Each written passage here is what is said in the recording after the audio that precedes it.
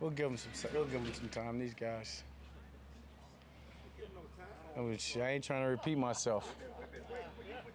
Yeah, well, I don't want to repeat myself. And it'll be 40 minutes. Yep. Dak, David Moore, Dallas Morning News.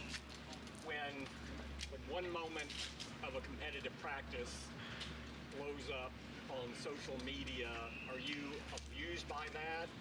Is there any level of frustration of how people take things out? Just your thoughts that this happens more and more in the climbing land too.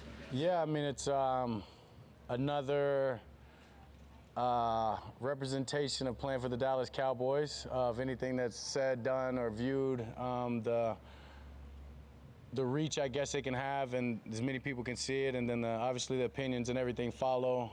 But as far as what people say, how people perceive it, it's honestly one of those things you realize not a lot of people have competed or in very heated competitions, whether it's with their family or whether it's with their brother, their friend, their teammate. Yeah, that's who I am, and I know from that video, and I think I've said it before, I'm just glad that not everything that's being said is being picked up on. I'm the youngest of 3 boys, and to talk, words are just words. And when you love somebody and you know who they are, you compete against them in everything that you do. Rock, paper, scissors, card games, football, you name it. Yeah, you've got emotions and you've got feelings about it, and so. No, words don't hurt, never have hurt me. So I encourage it, honestly. Yeah, I encourage it. As I said, I grew up that way, and I still compete at a very high level in everything that I do, and that's part of it. So when somebody said something, whether others may perceive it as disrespectful or this and that, that's for them to go to sleep on. Does it amuse you that the length some of this goes to and the legs it has? I can't say it amuses me, as I said. I mean, I really feel bad for some people that haven't been in those moments and haven't competed and haven't, or I guess you can say, are hurt by the words or do take things the wrong way. I'm somebody that are put in a position, and obviously, as I said, being a little brother, have competed and grown up like that, understood not to take anything to heart, but obviously playing for this organization in the position that I do, people are always talking that. I guess you can say I've been more hardened by what I've been through, that words are just words, you know what I mean? And there's ways, I guess, to cut deep, but what was said in that video, or what's said at practice, or what's said in the locker room between the guys, that's, as I heard Mike said, that's actually a sign of a healthy relationship, and guys that compete and really believe in each other and are trying to make each other better and believe in themselves. And I might honestly talk the most, and I bring it on, honestly, when it comes to that. I started usually in the locker room before practice, so when it's thrown at me at practice, I expect it. Clarence Hill, Forward Telegram, there's a perception that there's supposed to be some hierarchy that, well, you only can go so far with the quarterback, but that's not how it is. One more time? There's the perception you're only supposed to go so far with the quarterback. I mean, you can't say that to the quarterback. Yeah, I mean, that's maybe that's how most other quarterbacks are, but I mean, I think I just said it right there, is I start a lot of it, honestly, just being honest with you, in the locker room, pre-practice. That's a form of my leadership, is I open the door and make people feel comfortable to talk trash to me, to be able to do that, and that's why I started, is I'm encouraging these guys, and I know some of these guys need that to play their best. And that goes back, and I tell you guys before, is I like to know my teammates more than just their jersey number and just who they are. And I understand that some guys you've got to talk trash to get them to play their best, and I want their best at practice. So that's why, as I said, I spark it a lot of times. And yeah, you're not going to put me in a box. People aren't going to put me in a box or try to paint me the way that they want to paint me because I play a position or because of what I do. I am who I am, and I will always stand on that. Todd Archer of the ESPN. Dak, what's your mindset when you know it's a free play? Yeah, take a shot. Take a shot, and yeah, give a guy a chance. And at that point, you're going to see 50-50 balls. You're going to see me throw it up in dangerous places, just trying to make a big play. And when I know they've jumped off sides, they pick it off. Oh well, let them run back and get tired, and you know what I mean. We'll attack them again the next play, knowing that they've just exhausted themselves. So. yeah, that's what a free play is about. That's why I use my cadence. That's why we've gotten to where we are. And you can look at over the years, we've been pretty good and successful at creating free plays. And that's what it's about is at that point, yeah, just don't make sure we get another penalty, make sure we don't get a penalty that offsets that. But, yeah, be aggressive as hell.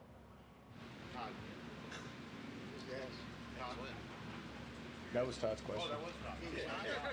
We'll go again, Todd. You got anything else, Todd? The sun's getting John Michaud, The Athletic. I don't know how much of this you can share, but it's been noticeable out there how you've been starting to play with this use by saying "here we go," and you haven't done that like in the past. Why have you changed and added that into when you guys go up to? Yeah, not everything needs to be talked about. Okay. Yeah, just it allows us to understand and be comfortable. But that's just our cadence in this sense, and obviously that's going to allow more free plays to come if you think that every time that's said, the ball's coming. So it's just another weapon for us, making sure we're all getting off on the snap count. Saad Yusuf, The Athletic.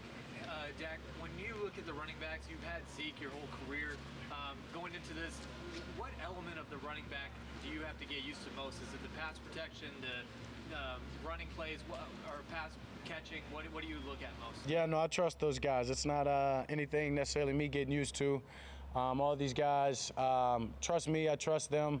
We have great communication, and they're coached by a hell of a coach in Jeff Blasco, who's got those guys ready to go. Obviously came from being the offensive line assistant last year to being the running backs coach. So just their knowledge of the game, their knowledge and their protection, their knowledge in setting up their holes that they're trying to get to. Yeah, for me, it's just about understanding which one's in at the time, understanding that they're rotating, and there's a lot of trust no matter who it is, and they're very smart. I mean, one of the guys made a call today, and just I went over and told Scott, man, these guys are locked in, and just how far advanced they are in their knowledge and being ahead of the system as they are. And that's, as I said, credit to their coaching and credit to them buying in and trying to take on this role of making sure that they're playing and ready to go. Deuce is a rookie. How does that kind of stand out to you, what he's been able to do? Yeah, he's a versatile player. I mean, you can go back and watch his college film and see that he can do it all. And just in these few practices we've had, him at the backfield, he's got some stuff. He's special. He's another receiver, one of the best probably pass catchers or most natural pass catchers I can say that we have on our team. And then just with his height, honestly, he's going to be tough. He's going to be tough for guys to tackle. This is a league that guys don't wrap up a lot, and so he's going to bounce off a lot of those with his great balance, and then just being able to use his size and hide behind blocks and get into the holes. He's going to be special. Skyler Dixon with the AP. I think you've talked in the past about others see burden, you maybe see a blessing. How is that philosophy tested as the years go by, and you know where you want to get this franchise, and this franchise hasn't been there in a long time? Yeah, as I know everything's happened for a reason. I've grown, had a lot of adversity within this game and outside of this game that has just shaped me to be the man, the leader, and I think the right guy for obviously this team to get us exactly there. And so it's about using the adversity, using our scars, and as I've said before, embracing them and making sure that we're holding ourselves accountable to those and investing more time into what once caused us scars to make sure that that is going to be our strength as we move forward. And not just me, but a lot of these guys and veterans that have been on this team, and just players that even brought in from other teams, just what they've been through individually and in their careers. And then the guys like Gilmore that have had success to be able to come in, and even Cooks playing in Super Bowls, to be able to come in and to share their knowledge with the guys and give another approach of this is how you prepare for the game, this is how you prepare for season, take care of your body on and off the field, and be there for your teammates. So it's a great combination. Dallas Morning News. Does some of the criticism that you might get, or like this trash talk thing with you and Diggs, some of that stuff surprise you that people are even talking about this? At this point, nothing really surprises me what people say. As I said, been into this for 8 years, been the quarterback of this team, had some success, have some adversity, and yeah, nothing surprises me. As I said, at times when I see certain things, I genuinely feel bad for them. Feel bad that they have to give that much attention or that much feelings and emotions into not their life and judge people off of their perspective. And that's how it is, though. As I said, I mean, I wouldn't want it necessarily in any other way, and I mean by playing the quarterback for this team. And yeah, that's part of it at this point. But yeah, I can't say I've been surprised. And back to Todd. Thank you. Dak, with the calf injury Joe Burrow suffered, what What advice would you give him to deal with that? And have you reached out to him, or have you talked to him? No, I haven't talked to him. I'm sure he's got a great team. No, he's got a great training staff up there, and just in the sense of be patient. I mean, it's training camp. A guy like that, you just need him for game one, and you need him through really just as the season gets going and in the meat of the season. So just be patient. I know a guy like Joe's taking all of his mental reps, getting himself prepared, but that's what you need to do most in this game when you're not being physical. But just look at his past. I mean, the guy got ACL his rookie year, and then comes back and has the best year as a quarterback. So I guarantee he's got the right approach to it and doing exactly that. DallasCowboys.com. You've taken on a couple of different offensive systems since you've been here, and I know this isn't a completely new system, but how further along do you think everybody is right now compared to the other time? Yeah, I mean, this is probably only the second, honestly, truly the second system I've been in. I mean, yeah, you can say I've had 3 different coordinators in my time, but from the first from Linehan to Kellen, wasn't a lot of changeover, different ways to get the plays, kind of a different approach about it.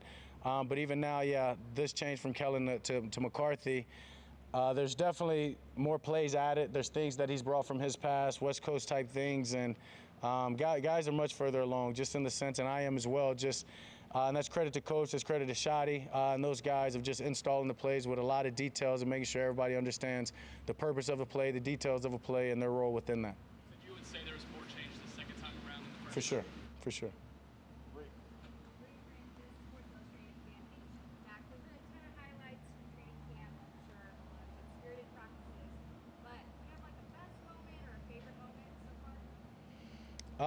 Probably the trash talking. Just being honest with you. Yeah, I enjoy it. I really do. It gets the best of me. You've got to be accountable from your words. I like to see other people's reactions. Sometimes they can take it. Sometimes, you know what I mean. Most of the time they can take it. I don't talk trash to a teammate or do anything that I know a guy's not built that way or not. You know what I mean. That doesn't get him going. But yeah, to me that just shows you the passion within the practice and the comfortability and the connection that guys have across the ball. For myself, anyways, I mean, in between the trenches, those guys hit each other every play. We're trash talking without touching each other. So I mean, that's complete. Just trying to make each other better, pushing each other, holding each other accountable to your words. I mean, me and Diggs just got done talking trash again in a sense, and so. It's fun. It really is. The best teams I've been a part of have that in that healthy manner, and I just think that's a sign of that, honestly. You think you're the best trash talker on the team? JK's pretty good. Curse is pretty good. I give myself second. He's funny with it. I'm not always funny with it. I'm more of just to the point. But he's really good. Michael Gallup, Dallas Morning News. Michael Gallup's moving around a bit more than he has in the past as a quarterback. How much, Vinny, you work through him playing a new position at times, and what do you think that does for the offense? Yeah, I mean, I think it's great. Credit to Mike for just MG for just accepting that and embracing being able to move around, play different positions. Obviously, understanding that's going to create more opportunities for him to get the ball, create more matchups for him and for other guys, and just give more of a disguise in what we're trying to do and attack defenses. So. It's something that we've done in the offseason. It goes way back to when Mike and Shotty took this over of moving guys around. The way that they installed plays is by concepts and not just, learning your one position, understanding that you may be moved around. It's credit to them switching up the personnels. And, he's embraced it and is going to help us all out in the long run. Where'd you go, Newey? No Newey? All right, Clarence. Just piggybacking, can you just talk about your relationship with Diggs? I mean, you said you guys were talking trash. How close are y'all? I mean, y'all been talking trash since 2020, but. Yeah, I mean, from the time that he got in. And that goes back to 2020. That goes back to him as a rookie. And those guys are little brothers. They really are. And that's just, when you've been doing this long enough, I didn't really have a little brother. So I treat them like my brothers treated me, I guess, in a sense. And so. You can have that talk, you can say that, know that doesn't mean anything when you're having real life conversations outside of that. And that's really what it comes down to. Those guys, Micah, Diggs, if something's big, important in their life, they won't hesitate to seek me out. They won't hesitate to get advice. And so when you're having those conversations, everything that's said in between the lines is strictly passion, is strictly love for their job, and them thinking that they're the best, and I want them to think that they're the best, and that's why I talk back, and that's why it's not just going to end when a guy says something. And we literally, no matter what's said, we get in the locker room and we laugh about it and have more real life conversations. So I mean, they're brothers. Dak, Micah seems like he has one gear throughout practice and stuff. Just what is that like, and is it nervous when he's kind of down around your legs like that the other day? No, I mean, yeah, knock on wood again. That's really, it's a testament to the way he's trained, the way that he's prepared in the offseason. You can tell the drill work he's done, how quick he's been able to bend the corner, how fast he is, and he's as I said, a result of him training that way and training the right way is those are all sacks. And so it's tough to say, hey, bend that corner, but then you know what I mean, then peel off and run away from the guy. Well, to me, that's a little bit of bad habit. So in a sense, you know, I deal with it. I try to keep my legs soft in the pocket at times when things like that come. The one the other day, right, I jump. I make sure, you know what I mean, I'm giving my legs a little bit in case it's accidental, but it's part of it. He does have one gear, and you want that because I know the best is going to come on Saturday, and he's not going to pull up on those other guys, and so that's great. Wrapping up with Bill. Built your own CBS Texas. Turpin, how far has he come in the last year? Yeah. How excited are you? Very excited for Turp. Just the role that he's going to be able to play just on the offensive end as well. He's picked up everything that's been thrown at him, whatever position you put at him, whatever you ask him to do, the responsibilities, the role, the knowledge. And yeah, huge leap from his first year to his second year, and just being accountable in what he's supposed to be doing. And he's dynamic. A guy like that, you've got to find ways to give him the ball. And what he's done is made sure that you're not going to be able to give him a small package and say, hey, I can learn it all, I can do it all. Just throw me in there and I'll get the job done. And he's I don't want to say flash, but every time I've thrown him the ball or he's been called upon out here in practice or in camp, he's delivered. So it's excited for him. All righty. Thank you, man. People.